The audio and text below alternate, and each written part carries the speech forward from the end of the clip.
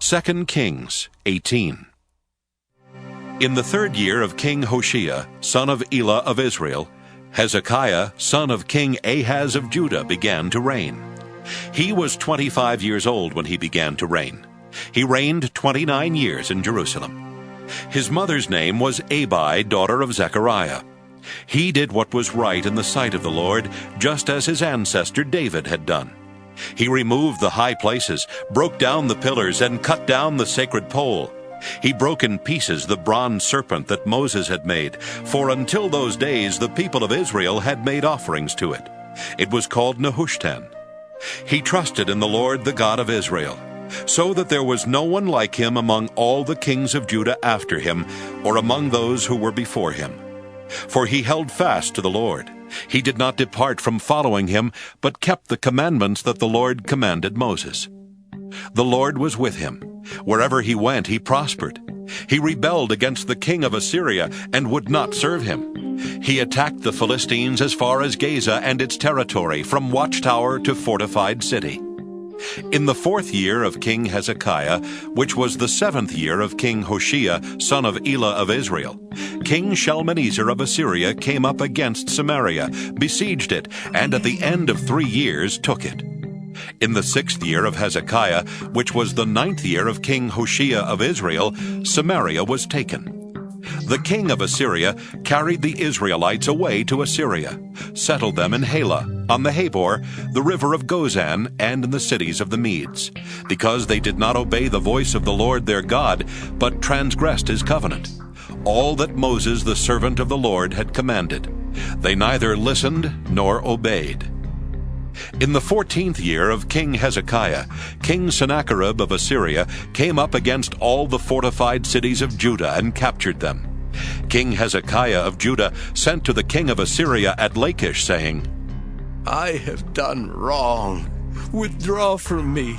Whatever you impose on me, I will bear.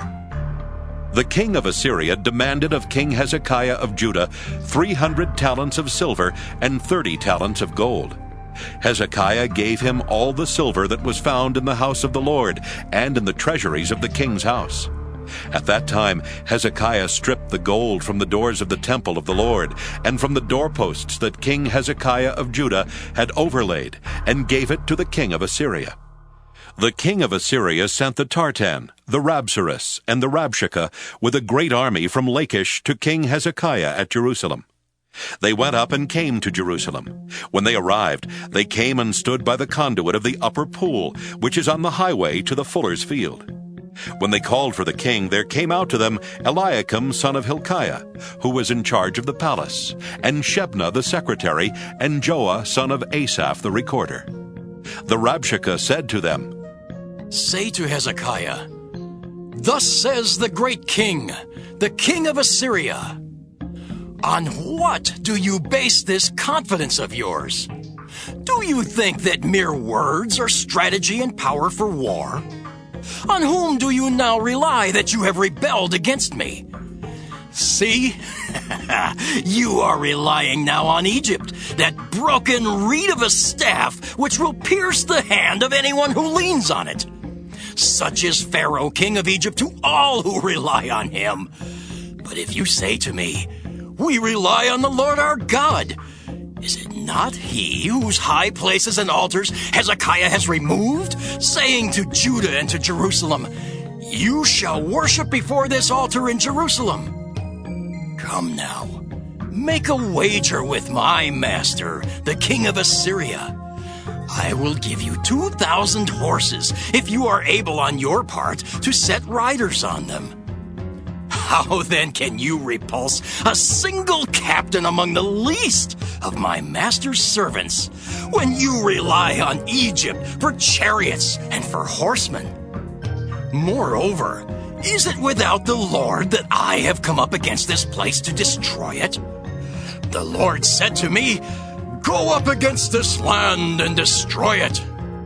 Then Eliakim son of Hilkiah and Shebna and Joah said to the Rabshakeh, Please speak to your servants in the Aramaic language, for we understand it. Do not speak to us in the language of Judah within the hearing of the people who are on the wall. But the Rabshakeh said to them, Has my master sent me to speak these words to your master and to you, and not to the people sitting on the wall who are doomed with you to eat their own dung and to drink their own urine? Then the Rabshakeh stood and called out in a loud voice in the language of Judah. Hear the word of the great king, the king of Assyria. Thus says the king, do not let Hezekiah deceive you, for he will not be able to deliver you out of my hand. Do not let Hezekiah make you rely on the Lord by saying, the Lord will surely deliver us, and this city will not be given into the hand of the king of Assyria.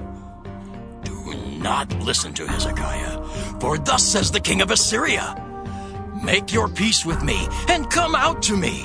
Then every one of you will eat from your own vine and your own fig tree, and drink water from your own cistern, until I come and take you away to a land like your own land, a land of grain and wine, a land of bread and vineyards, a land of olive oil and honey, that you may live and not die. Do not listen to Hezekiah when he misleads you by saying, the Lord will deliver us. Has any of the gods of the nations ever delivered its land out of the hand of the king of Assyria? Where are the gods of Hamath and Arpad? Where are the gods of Sepharvaim, Hena, and Ivah? Have they delivered Samaria out of my hand? Who among all the gods of the countries have delivered their countries out of my hand, that the Lord should deliver Jerusalem out of my hand? But the people were silent, and answered him not a word, for the king's command was, Do not answer him. Then Eliakim son of Hilkiah, who was in charge of the palace, and Shebna the secretary, and Joah son of Asaph the recorder, came to Hezekiah with their clothes torn, and told him the words of the Rabshakeh.